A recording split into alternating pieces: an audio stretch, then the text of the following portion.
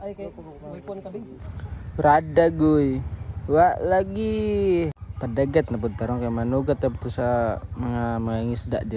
Nya natay ka bandera si Kempewang. Wala ni kapanagat kay gigamit sa iyang papa ang mga panagat. Istorya-istorya silang igsoon der. Kita der minor to sila mga kabakakan mga istorya.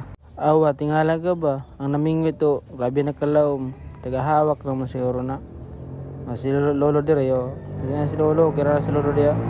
Pag nalom der yo, grabe ka babaway ra.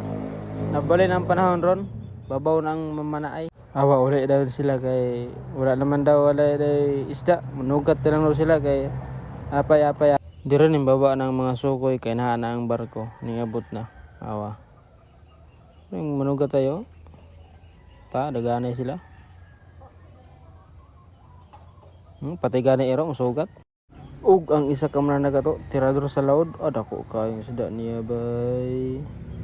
Pantas bay, timbang naman dire 3.5 sobra. Pasan daw ng barko dia kay ganado ba. Mao ni dako kayo ang isda lang nakuha niya. Ang isa ka man nagato daggan gyapon gud dire. 2 ka kilo sila.